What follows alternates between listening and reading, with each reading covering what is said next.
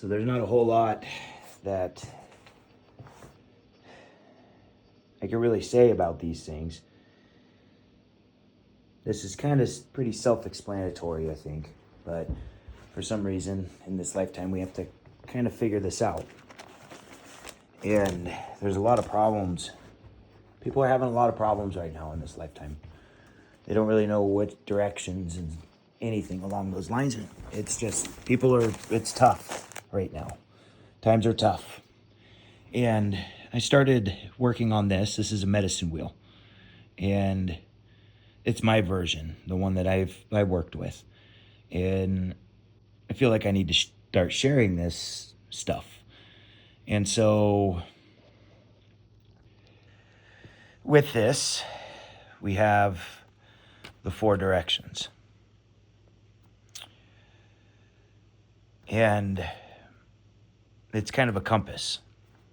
You know, that's what the original medicine wheel was a compass. You had your north, which that's north for me. That's east, that's south, and that's west. And the old style of medicine wheel, the one that I learned from, was written by Sun Bear. And what he did was he attached the animals to it. You know, and in the Bible it talks about, in Job, how if you're unsure of things, that you need to look to the animals. They will teach thee, the fishes of the sea, that will, you know, for they know nothing of the ways of God. And that's the center of the medicine wheel. You have to have that relationship with him. But they're all kind of inseparably. That's why the circles are there. They're all connected. You know, so on and so forth. And this east, or the north, was white buffalo. East was golden eagle. South was coyote. And spiritual was grizzly bear. And that's kind of how these came into play, because white buffalo was wisdom, mental. Golden eagle was sight. That's a physical thing. South was coyote, which is social, because of social creatures. And then the spiritual, the grizzly bear was actually the spiritual keeper, because they sleep and hibernate. So there's this connection between this world and the next. And so as I was working, I started actually building this before my mom even, she's the one that kind of told me what this was, which was kind of cool. And so everything in this is kind of one of those things where if we don't have some sort of understanding with this lifetime about all of this, because it's all kind of inseparably connected. Our spirit can affect the knowledge that we carry. The knowledge can affect our experiences. Our experiences can actually affect our time. And on those experiences that affect our time can affect our love, our relationships. You know, it can affect our works, choices, sex. Knowledge, experience, and emotions, you know, creates a sense of understanding. If these are out of whack, our understanding for others can become out of whack, which is kind of where we're at. Our spirit, you know, our essence, our energy, you know, can affect hope. You know, what's happened here can affect our hope. What's happened here can affect our hope. What's happened here can affect our hope. Our hope can affect our rest. And those that are watching this, I hope it kind of makes sense for a healing purpose of things, because that's what life is kind of all about, is healing. And this was healing. This helped me. This is a medicine wheel. And however that looks for you, I don't care. You can ask questions, send me stuff, I'll help, whatever. But the world needs healing. But it all stems right here. If we have a morphed version of God, we have a morphed version of ourselves. My God was morphed at one point. And that's why I started working with this, was because I needed that connection between him and myself again. Because that's basically what God is. God, Jesus said about God was love your God with all your heart, mind, body, and soul. He didn't say love my God, love our God. He said love your God. So that's yourself, myself as an individual, to be able to understand him. He gave me this, and I worked with this, and built all this, and it's a simplistic thing. But God is a lot simpler than we like to think. Because if we make him complicated, then we make ourselves complicated. If we make him simple, we make ourselves simple.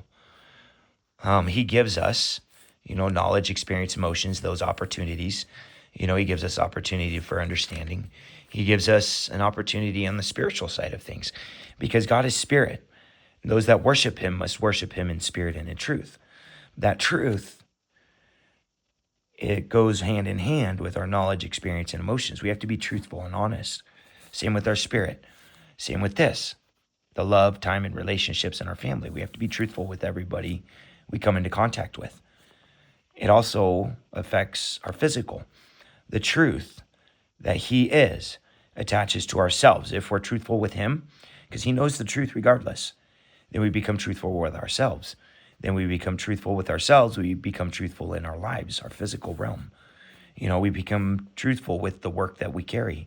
What we reap, what we sow, the seeds that we have planted, the all those things, the choices that we have made, the sex that we are. And I don't mean bumping, sex as in, the physical sense as bumping uglies, having sex and sleeping around and doing all those things. I mean the sex that we are and born with, the rest. If we're not truthful with ourselves, we're not going to be restful.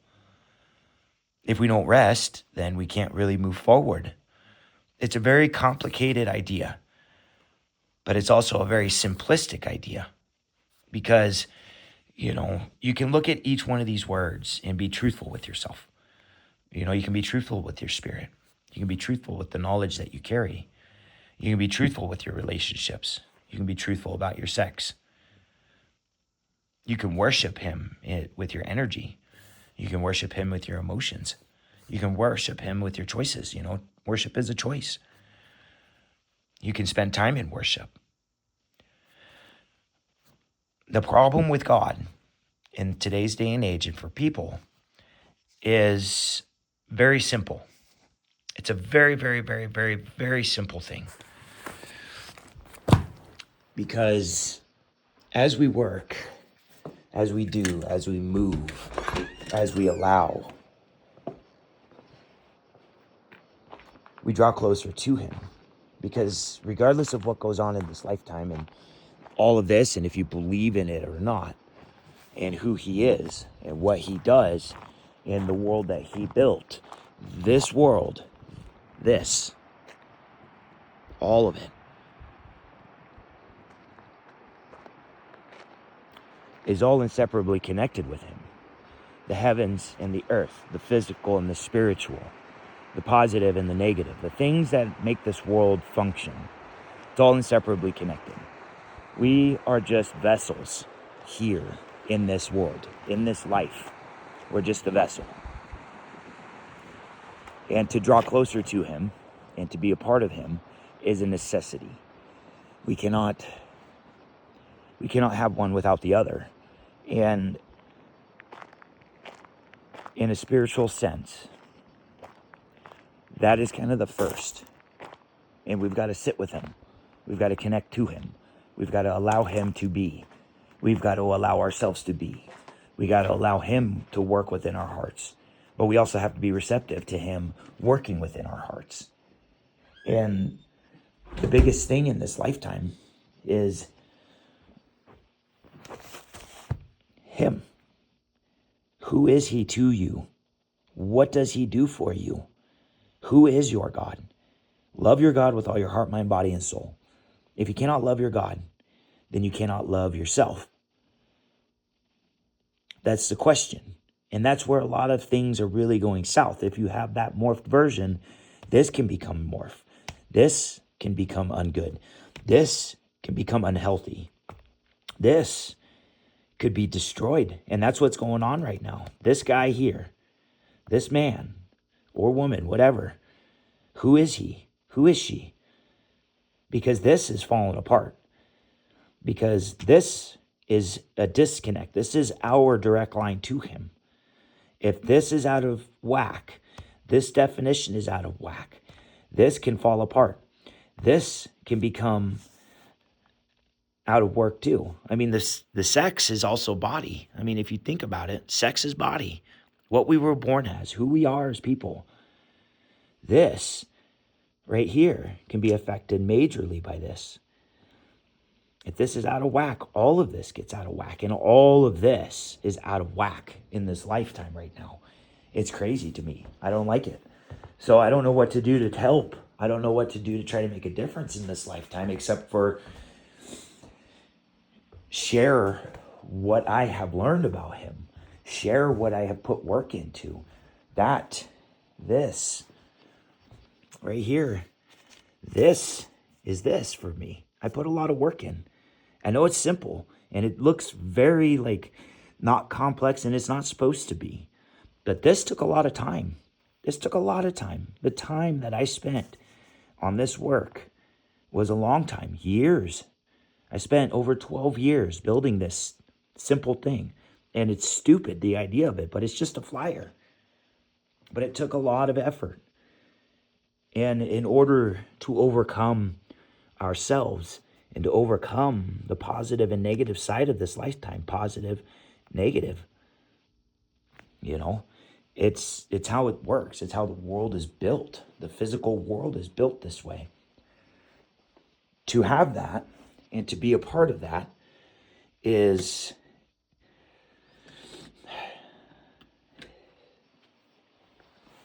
a blessing. It's a blessing that we are here. It's a blessing that we're allowed to be here and to be vessels and to have the opportunity to learn who he is and to be a part of him as much as he will be a part of us as people, as a society.